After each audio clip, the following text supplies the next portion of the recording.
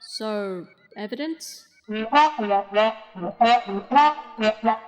Because you're making serious public accusations that could ruin someone's life. And I don't know you or them, so yeah, evidence. Okay, so no screenshots of conversations between you and them. What about screenshots between you and the other people at the time of the event? What about a police report or a medical report? Photos that prove location, time, or the actual event taking place? What about physical injuries you might have documented? What about audio recordings? What about testimony from third parties? What about receipts for travel like an Uber, plane tickets, or even, takeaway food? How about evidence the accused might have unintentionally provided themselves, like claims they've made in the past or acknowledgements of things they've done? Oh.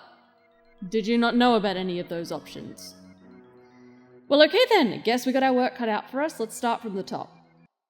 Welcome back to Mali's Everything is Terrible and We All Should Have Died Out Like the Dinosaurs back in 2012 and I Want My Money Back corner where we talk about the online circus once again. In the past, I've made the occasional video going over bad apologies and a lack of accountability from content creators. We've all seen the funniest of them, ukuleles, lapses in judgment, fake tears, and the rest. But for today, I'm actually going to be discussing almost the perfect opposite of that. Call it what you like. Internet witch hunts, cancellation, Twitter on the rag again, it all boils down to the single act of making accusations online. And before anyone inevitably asks who this is about, I'd like to direct you back to the point. We're talking about online behavior that crops up constantly. It's not unique, it's not special, it will happen again. So we're not talking about who is or is not currently burning at the stake in this present moment, because next week it'll be someone else anyway. It's just that recently I've been notably more tired, concerned, and irritated watching the going-ons. We all know that the internet is guilty until proven innocent. That's just the way it is. But now it seems as a society we've collectively taken the very concept of evidence out back and shot it above a shallow grave. So, here's your idiot's guide on internet accusations. How to consume them, how to present them, how to rebut them. Yes, this is ridiculous and people with real lives wouldn't bother with it, but here we are. Welcome to my channel.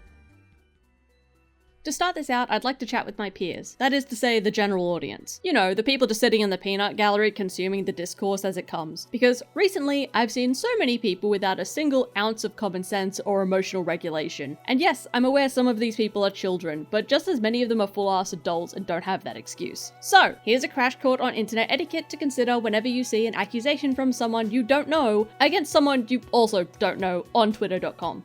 Trust but verify. Accusations aren't evidence. Separate supporting the accuser and condemning the accused, those two things aren't mutually exclusive. And of course, wait and listen.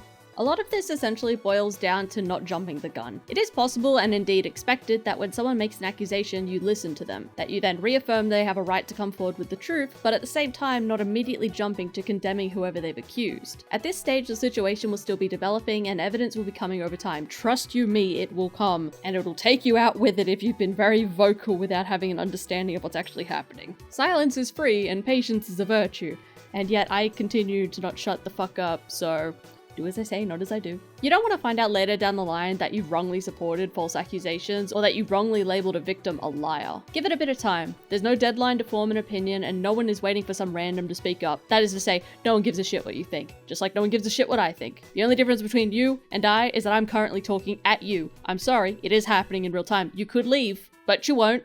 I'd like to know how many people exit the video out of spite. If you exit the video out of spite, I'll never know, and I miss you. Anyway, allow the accused space to respond. Yeah, shockingly, the right to respond is a thing. You gotta at least let them hit you with a nuh-uh. Any accuser saying people should not listen to anything that the accused has to say should be deeply scrutinized. If you're ready to condemn someone based on another person's word without even letting the accused respond, I don't even know at that point, you're just sort of weird. Moreover, letting the accused speak is one of the best things you can do regardless of if they're guilty or not. Can't tell you how many accusations were proven less so by the claimant and more the accused opening their big, fat, stupid, dumbass mouth and then implicating themselves. And on the flip side of that, I can't tell you how many times the accused has spoken and then the narrative has completely changed and the people confidently spouting nonsense have been made to look stupid. In short, let them speak.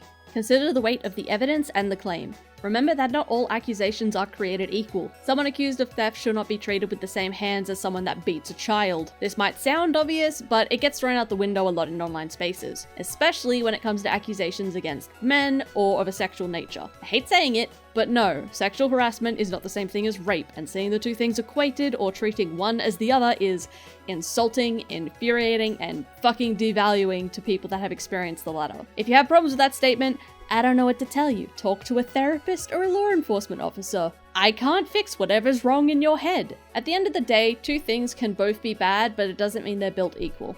Consider the difference between feelings and actions. As much as I don't subscribe to facts are not feelings nonsense, this refers to a trend of people that use feelings as an accusation in and of themselves. If there's someone that makes an accusation that is later proven false, and you fall back on the idea that they were made to feel a certain way as proof that the other person was still wrong, then you severely miss the point and are doing a disservice to the innocent party. Someone can feel hurt by a relationship or an event, but the fact they feel that way doesn't reflect wrongdoing on the other party involved. And when I say that, I am referring to people saying that I felt this way and therefore you are this way. That's not how this works. You can feel however you want about a situation, and they may be an asshole for making you feel that way, but that doesn't mean that they did every bad thing they were accused of. I understand a lot of online people might not agree with me on that, but consider, it's how I feel, so you can't say shit.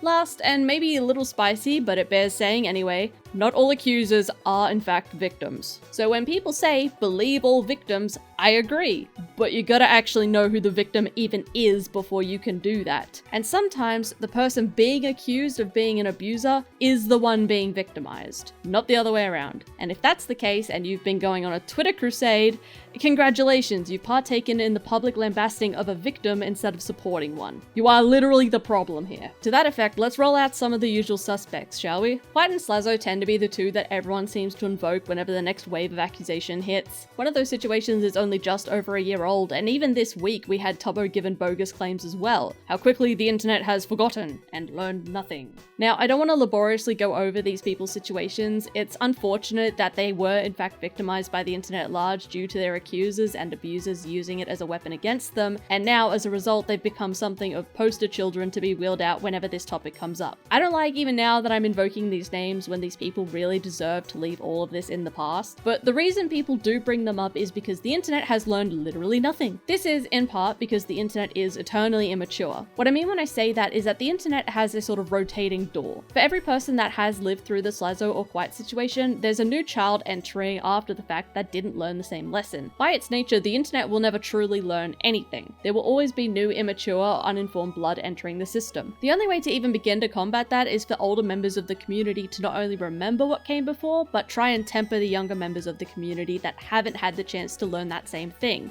It's the whole those who forget are doomed to repeat thing. You know the drill. Some people seem to believe that taking the side of the accuser is inherently siding with the victim, which is brain dead. Just because someone spoke first, that doesn't mean that they're the victim. And especially if you're blasting your support based on gender, or the size of the follow counts, or the nature of the accusation, I actually don't have anything clever to say to you. If you're not a child that should be playing Fortnite, there's really only two other reasons you may do this. One, it may be a trauma response based around your own experiences, and if that's the case, I'm very sorry. That's something that you're gonna have to work out with yourself and take care of in your own time. The internet will not help you, I assure you. And the other case is that you just really hate the accused. So, you know, that's great. On the flip side, if you make the argument that people aren't believing the accusers because of bias, you know, something along the lines of, you don't know the accused, you're just being parasocial. Yeah? And you don't know the accuser either, so what are we even arguing about here? If someone refuses evidence because they're invested in a creator, or even dismiss wrongdoing for a parasocial connection, then okay, you have a point. But to argue that someone is being parasocial because they don't immediately believe something another complete stranger on social media has said is actually the most terminally online brain rot I think I've ever heard. And listen, I too believe that Phil's of Minecraft is the only man ever and created the block game, but come on. It doesn't matter how much we respect or enjoy a creator's content, we don't know these people. They're just as prone to mistakes, emotional takes, or ill intent as anyone else. Moreover, those creators might not even know anything about the situations being discussed. They're not omniscient, nor are they going to secretly know everything their peers do, say, or feel, and expecting otherwise is just extremely unfair to them. On that note, I do want to take a moment to address people that these general guidelines we discussed already don't actually apply to. Namely, friends and family. You tend to trust your loved ones, and I wouldn't expect anyone in their right mind to turn to their friend as they're being told a very serious story and demand they pull out receipts. That would be borderline sociopathic.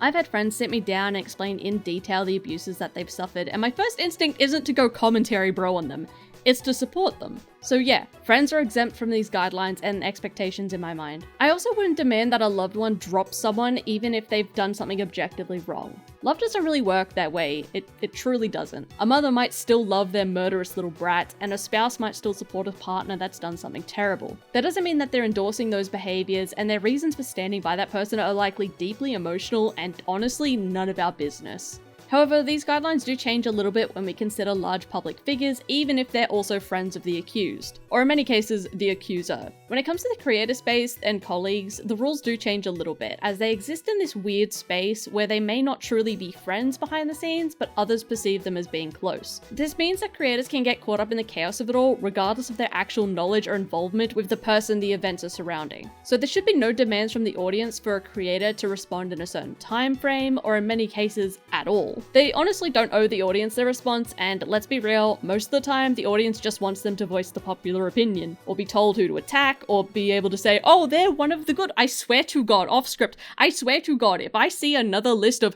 the only creators I can trust in you're stupid! You better be a minor to be saying this shit, I swear. Anyway, sorry, back on script. Now, on the flip side of that, there's definitely a selfish trend of other creators to throw their peers under the bus in dramatic and aggressive fashion. Sometimes this is due to truly believing the accusations behind the scenes, but a lot of the time it reads as opportunistic, rooted in personal hatred, or just fear-based. For creators that are just backing their friends, I get it, but you are a public figure, and if you wield a large audience, you need to at least consider what you're about to do. We've seen the awkward backtracking creators have done in the past where they've been proven wrong. For those of you that care about other people's mental health, maybe consider what this might do to the accused, especially if they're innocent. For those that don't actually care and just want the clout or protection from the Twitter mob, well, consider how fucking dumb you look if you're wrong. Either way, just take a moment to think. If you're a creator that's friends with the accused, if you're a friend worth your salt, you'll reach out to the accused before condemning them. If you don't, well, you've done the accused the grace of pruning yourself from their friend pool, so kudos for that, I guess. They're just gonna be better off without you, I don't know what to say. Finally, to the creators that are just acting opportunistic, spiteful, petty, or otherwise boosting baseless claims you know or believe to be false, well, you best hope no one decides to lie about you one day as well, because you're not special, and they'll crucify you just as quickly as they did the last person.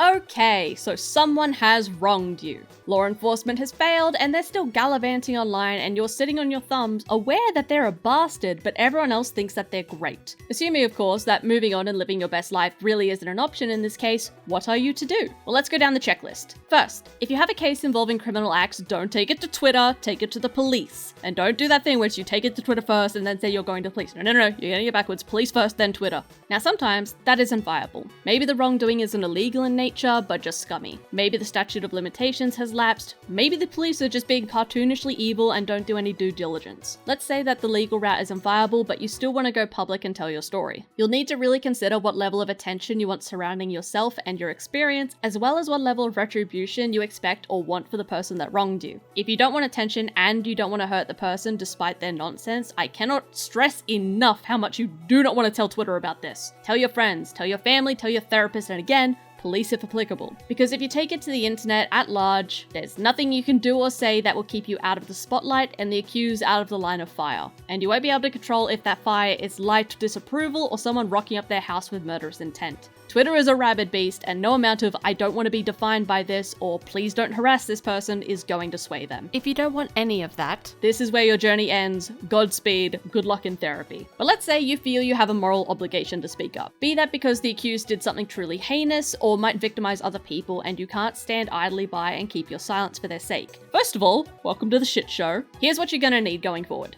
Evidence. Evidence! Evidence! Evidence! God!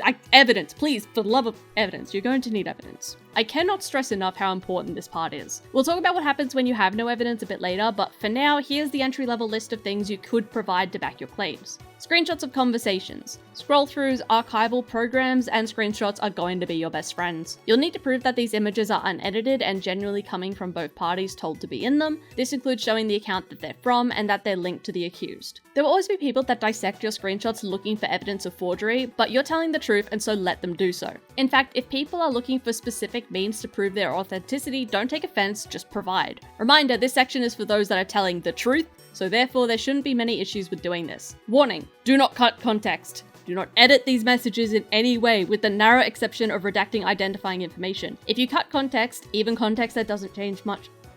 My cat's trying to get into my room. Bruh. No, you can't. You're not coming to the Twitter wars, Poppet. You're not allowed. No cats at the Twitter war.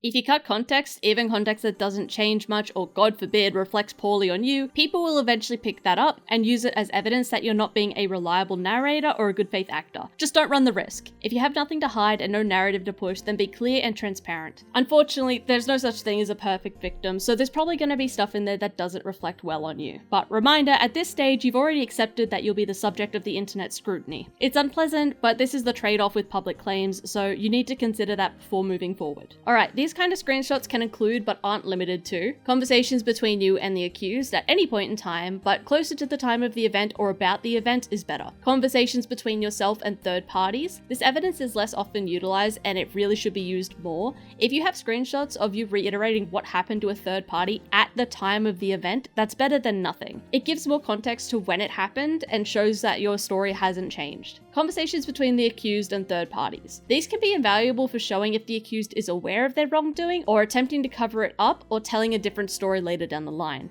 Moving on to other images that can be useful to you. Images of you with the accused, images of you at the time and location the event took place, images of the accused showing the same from their point of view, documentation of police reports, medical reports, just any reports from a governing body. Documentation of injuries is very important too, if that's a component of your story. And then images of the actual event, lead up to the event, or the fallout of the event, whatever that may be. Another warning here, depending on the specifications of your experience, these images might be illegal or inappropriate in nature. And if that's the case, this situation most definitely is a legal one and those images should be passed along to the authorities and not the internet. These also apply to videos and audio media. For audio media, you can also include recordings of conversations of things the accused has said. The only note here is that this kind of evidence is, depending on your location, a little bit legally tricky. Some of the rules of what can and cannot be shared change from location to location. So I would recommend looking up the rules for sharing audio material in regards to both you, the accused location, and the location of the event before sharing anything. However, if the accused is admitting to a crime or something else of an illegal nature, I don't think they're really gonna slap you with charges for sharing that with them.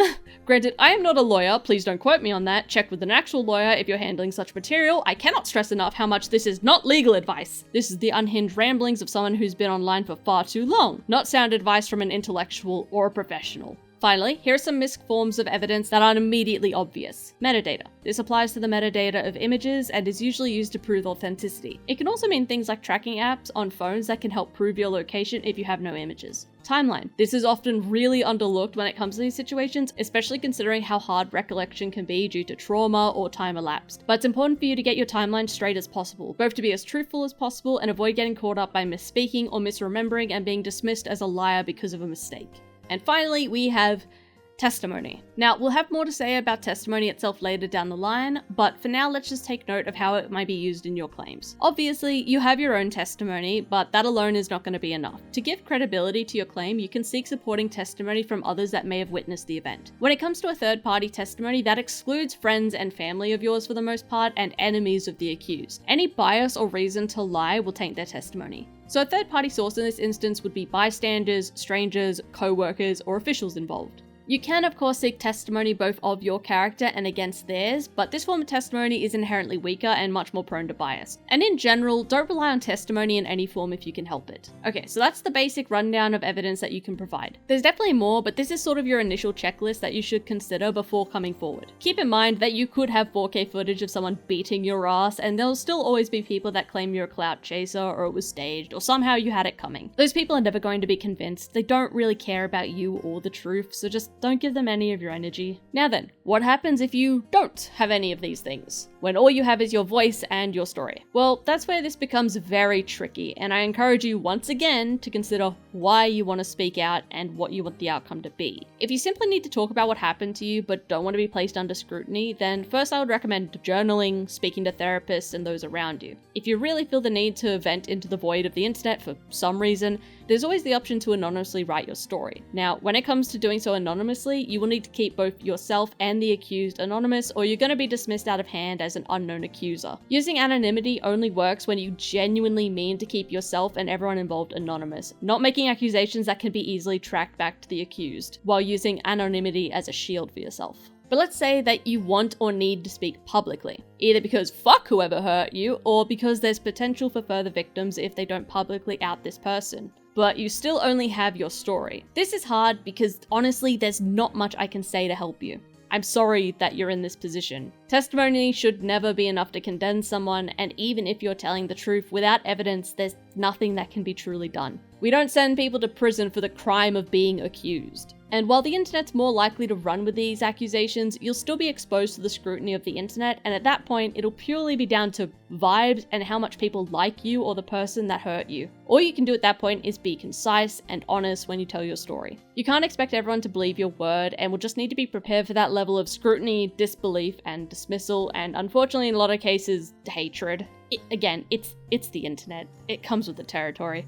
I'd suggest not acting aggressively when people question you, or expressing joy when the accused is badgered, as both are going to make you appear vindictive and will bring into question your actual intent, and by extension, your credibility. Naturally, you'll also need to check in with yourself. Consider why you're doing this. Consider if people around you might have hyped you up or talked you into it. It happens. Consider what will happen to the accused, and if this is even what you want from them, or if it's even justified compared to whatever their slight against you may have been. Again, this section is directed towards people that are being truthful. If you're lying, well, I mean, fuck off and kick rocks. You should be ashamed of yourself for partaking in life ruination and utilizing the feral behavior of Twitter to do so. If you feel offended by that comment, maybe consider why, you weird degenerate freak.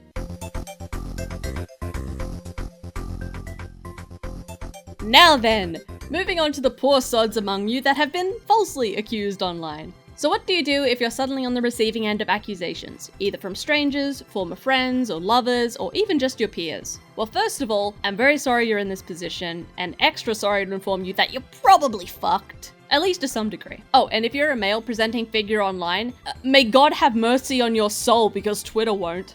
And if anyone in the audience takes issue with that comment, I'm sorry, but the discourse around internet accusations is heavily drenched in sexist language and bias. For men, if they're accused of sexual misconduct by a woman, they're almost never getting away from that no matter what they say or do, innocent or not. For women, if they're accused of social misconduct, they're getting slapped with the bitch label without fail. On the flip side, if a woman accuses a man of any sort of misconduct besides sexual, they'll probably be labeled as a clout chaser or just out to ruin a man's career. Welcome to the internet, where it's progressive to say men are evil, dismiss male victims, while simultaneously infantilizing and dismissing women that dare to open their mouths. Yes, I do hate it here. No, I won't stop being here because I'm terminally online and apparently a masochist. Anyways, back to you. Despite the Dark Souls level of absolutely nailed to the wall you're likely to be if you're accused online, allow me to try and give you a shovel to start digging yourself out. First and foremost, the same list of evidence that I suggested to those coming forward with true accusations still applies to you. If you have any of the previous list, gather the evidence as best you can. I understand that you're in a tricky position, likely being forced to try and prove a negative. It's not easy to prove you didn't do something, nearly as much as you can prove you did. But you can provide as much circumstantial and contextual evidence as possible to make clear that you couldn't, wouldn't, or didn't do something. For example, a very recent clean-cut example of this was the creator Tubbo, who got falsely accused of misconduct, and it was quickly disproven by the fact he just doesn't have a license and thus literally could not have done what was alleged. I mean, unless he was driving without a license, which wild by the way, and easy to prove with police involvement, but let's not get too caught up in these specifics.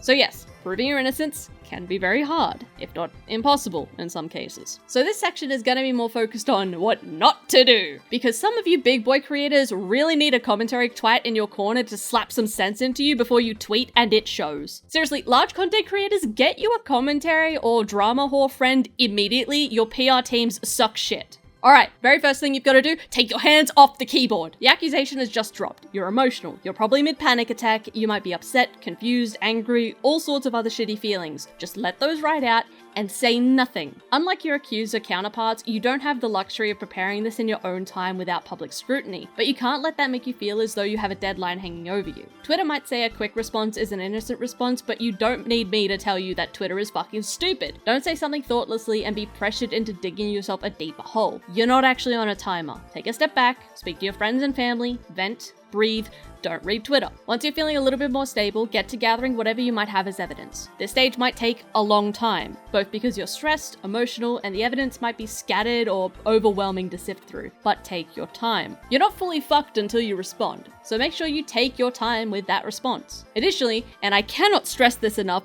do not make a Notes app apology. Sweet Mother and Mary, do not do it, you dumb fuck. Hands off the keys. Get out of the app. There is no quicker way to screw yourself than getting in the Notes app apology. Right, so you've gathered all your evidence as best you can. And even if you don't have anything other than your word, here's still a few quick tips on how to present your apology. The first thing you should say, no exceptions, is that you're innocent and deny the claims. If there's nuance or lesser things you need to confess to and take accountability for, then okay, you can add that, but you can't put it first. Most people, especially people primed not to trust or listen to you, are going to see the first line, maybe the second line, and then fuck off. And if your first words aren't, I'm innocent, you might as well have signed a confession letter. You've essentially condemned yourself in their eyes. Don't make this mistake. No waffle, no bullshit, no trying to appeal to the crowd that already hates your guts. Speak the truth, clear, concise, and cutthroat. However, if you're coming out just to accept accountability or acknowledge you did something bad, I mean, you're not actually meant to be in attendance at this lecture. I'm not qualified to help you on that one. You're somewhere down the hall. Ask someone else. But if you're innocent, say it first and say it boldly. Don't try to creep around the rebuttal for fear of coming across badly. You can explain context, confessions, or whatever else you might have done wrong after the initial argument. If you're accused on a more emotional basis, you're gonna need to answer in kind. If someone gets on camera and spews bullshit while crying and you respond with clinical PR speak, it doesn't even matter if you're innocent or not, you've lost. Remember, if you're innocent, your job in the public eye is to not only prove that innocence, but to prove it in a way that makes emotional sense. This isn't real court, so to some degree, emotions do carry more weight than facts. It sucks, but it is what it is. Next, and this part is tricky, but if someone makes a false claim about you, throw away any feelings you might have for them. Yeet them out the window. They are dead to you. They're lying about you. They're willing to let you take the brunt of the internet's vicious hatred.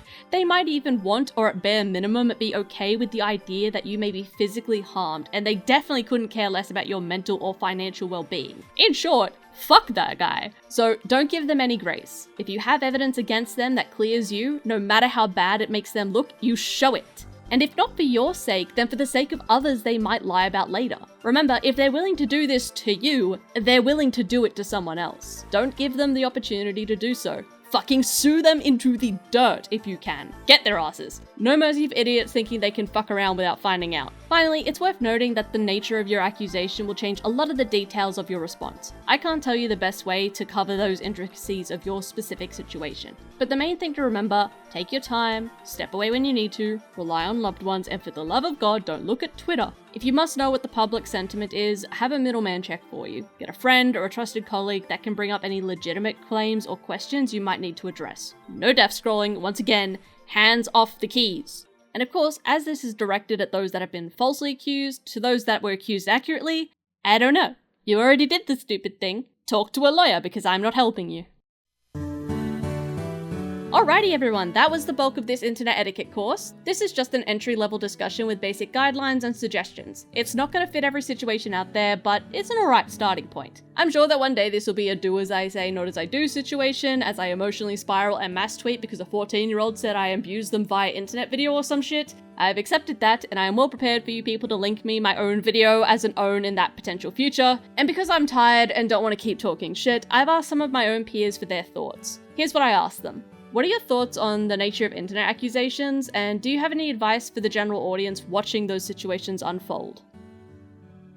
In my opinion, the most important thing is not to draw conclusions based on your reactionary emotional response. In a lot of cases, the feeling of betrayal from a creator you liked allegedly doing something awful overwhelms logic, and we're more inclined to overlook a lack of evidence or conflicting stories because we're angry and upset. Examining whether or not accusations are accompanied by supporting proof on both ends without bias is the only way you can really judge whether or not accusations are credible, and that's hard when narratives are deliberately presented to take the focus away from often flimsy flimsy or missing proof, and instead support their claims by trying to elicit an emotional response and gain support through sympathy rather than legitimacy. Both sides should always have a fair chance to present their side of things, and the proof that they provide should, in my opinion, be what you make your conclusion based on, not how it was presented or twisted. I also think those conclusions shouldn't be drawn immediately after accusations are made. There's always more to the story than there seems to be initially, and jumping on the cancel them bandwagon before giving them the chance to speak on the matter is ridiculously unfair. And okay, last thing, I swear. Remember that they're people, not just creators. A lot of people view creators less as human beings and more as personas or characters, and when serious allegations are made against them, it's important to remember that that's not all they are. It's easy to say, wow, okay, I hate them now, and harass and threaten them when they're just characters on a screen, but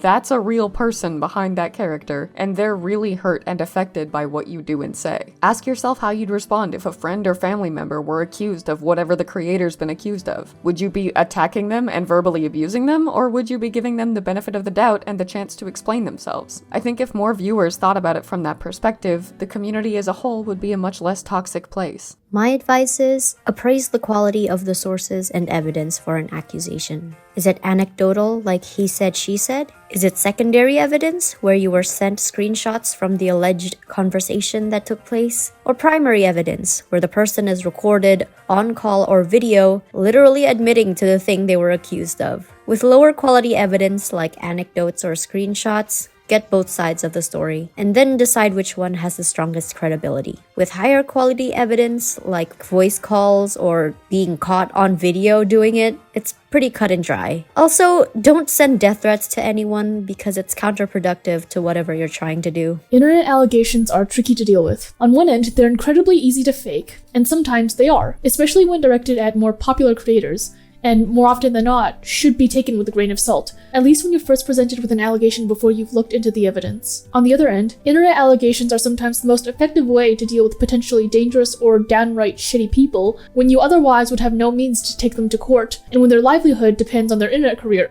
Yonder, Dev. When it comes to internet allegations, it's really easy to sit back and believe the first, second, or even third thing you see. It's a natural response for the brain because it takes a lot of energy and resources to dig through the different claims being made and follow up by checking the evidence to make sure everything lines up and nothing's being faked. For many people, they just don't have the time or energy to put that much effort into checking, so there tends to be a variety of responses when confronted with new allegations. The first response is to default to the side you're already familiar with or like. This kind of response usually follows allegations against a creator you already know and like, and due to the nature of the allegations or bias, the viewer defaults to believing the accused is innocent and move on with their day. The second response is to believe the accuser. As many content creators have been exposed in the past, new allegations against creators have long become unsurprising due to the fact that a vast majority of the claims that gain steam end up being true. The viewer defaults to believing the accuser without double-checking any claims or evidence, or lack thereof, the accuser may have. In between the previous two responses, we have a third response that may sway the viewer to either response mentioned before, and that is the response to the contents of the allegations. This is particularly relevant in cases where the accusations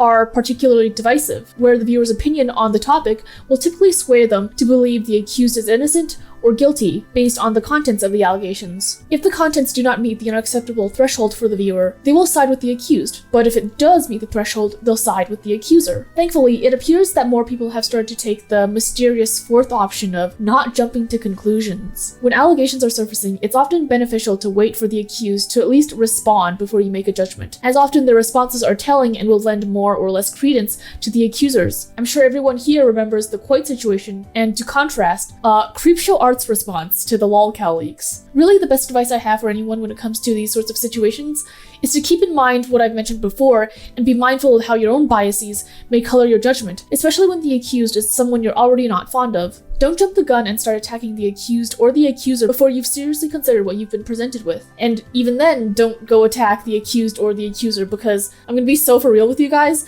the most effective thing you can do to take away someone's power is to stop acknowledging them at all. There's nothing wrong with spreading awareness when it comes to ongoing situations, or even talking about new evidence or responses by picking them apart to show everyone the flaws or merits of the argument. But simply going onto someone's profile to type "fuck you, I hope you die" hundreds of times is doing nothing to contribute to the situation except give the guilty party more reasons to feel like they're the victim. That applies to any situations ongoing in the art commentary community right now.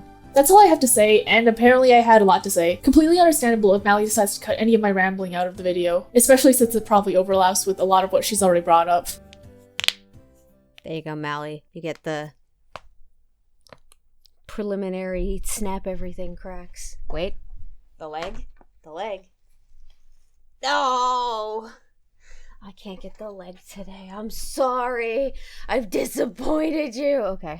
Hi-ho, hello. Your resident tentacle monster here to remind you that AI content is on the rise, and that is something that's going to factor into how online allegations need to be addressed. Not only is there the very real possibility that AI-generated content could be used to frame a person for something that they did not do, it will also become an avenue through which actual perpetrators can claim innocence. An accuser might have a voice recording of someone speaking inappropriately to them, but for high enough profile users, or even just users whom the accusers have personally interacted with and recorded calls with, we know that AI voice banks are a thing. Equally, a perpetrator might claim that these very same recordings were created using AI and are entirely fabricated, even if they actually did happen. We need to be aware that this technology is not only going to get even better beyond this point, it is going to make the sphere of call-out culture a whirlpool of chaos. We already saw a certain infamous game developer try to claim that inappropriate recordings of him were AI generated. There's no real getting around that this is going to happen. Hell, people are already willing to believe testimony exclusive allegations because it tugs at their heartstrings. Could you imagine a climate where people could create videos of creators committing crimes with absolutely no effort? For now, until we see how the landscape of AI-generated content is going to develop, I think people need to keep that at the forefront of their minds. It's also important to remember that not all false allegations are created equally, and not all of them are malicious in nature. There are people who suffer with mental health conditions that make them either susceptible to negative influence by others, or result in perception issues or a skewed understanding of reality. There are paranoid delusions, personality disorders, hallucinations, uncontrollable voices in your head. You can't really know what a person on the other side of the screen is dealing with. I am not making excuses for these people or saying that their efforts to harm others are okay. Rest assured, for anyone who understands that they have these issues, it is their responsibility to take themselves out of a situation where they might harm another person. But I think we do need to understand that this is sometimes easier said than done. Some people lack a diagnosis, others lack a support system that would hold them accountable. Some people are surrounded by bad influences or enablers. Even then, some people legitimately do believe what they're saying in the moment, even if the allegations turn out to be without merit. And sometimes being proven wrong won't even sway their opinions. I think it's just important to remember not to label everyone who promotes these false narratives as evil people. Some of them, perhaps,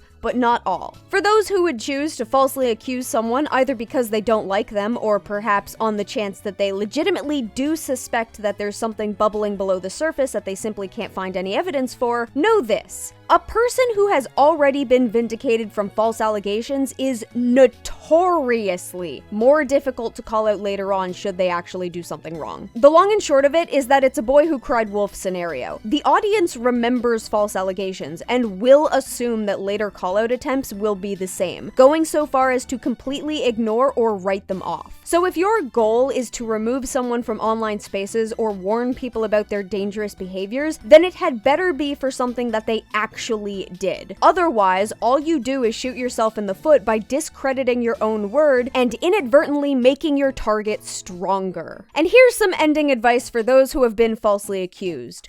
Do not panic. Understand that proving your innocence can sometimes take some time. Nobody expects to be falsely accused, and therein there's no way for a person to predict or prepare for it. You will almost always be starting from nothing in these situations. It's important for you to keep a level head about things. Argue what's being said about you, not what your panicked brain perceives or how you feel in the moment. If you can't trust yourself to stay calm, run it by friends or family who can help you be more objective. If you have the funds for it, seek legal counsel. If you know about a vendetta the accusers have against you, acknowledge it. You don't need to point fingers or frame your accusers as bad people, but if they have an incentive to harm you, that calls their moral objectivity into question. If you maybe did make some mistakes and there's partial truth to the allegations, own up to it. Sometimes liars will combine blatant falsehoods with partial truths. So if you try to argue the more obvious lies, they will redirect to the partial truths to reaffirm the allegations as being entirely truthful and your word being untrustworthy. Equally, part of growing up is learning where to dedicate your time. There are those in the world who will seek to occupy that time or focus it entirely around themselves. And if they come to understand that the only way to do that is to harm you, that is what they will fall back on. Sometimes you need to pick your battles, determining which things need to be actively addressed and which of these actors are just trying to get that attention from you. Those are the ones that you need to starve out by not giving them what they want. It won't work for all of them, but it will work for some of them. And finally, while I would normally encourage people to talk about their feelings on a matter like this, that's probably best left for sessions with your therapist. The reality is, if someone wants to hurt you and you openly talk about how stressful and detrimental having to deal with false allegations has been for your health, there are some people who would take advantage of that. It may not even be the same people who accused you the first time. You might have someone else in your audience or someone who dislikes you who would want to cause you harm and would take advantage. It may be out of jealousy, it may be because they feel you've wronged them in the past, it may just be because they've decided they arbitrarily don't like you or the content that you make. Even if canceling you or ruining your reputation isn't something that they could feasibly achieve, some people may just seek to hurt you. If you give them that option as a way to do it, some of them will take it. With that, I think that's about all I've got to add, so it's back into the depths of the ocean for me. See ya! You get it? See? Like the sea? It's a pun! Fuck! With that, class is concluded. All questions and concerns can be directed to the comments where they will be promptly ignored because I'm off the clock. Not gonna do any of the YouTuber things for this. I will say thank you to my patrons and members just because I would be a bitch if I didn't, but otherwise no plugs here. Proceed into the hellscape online at your own risk and have fun. Bye!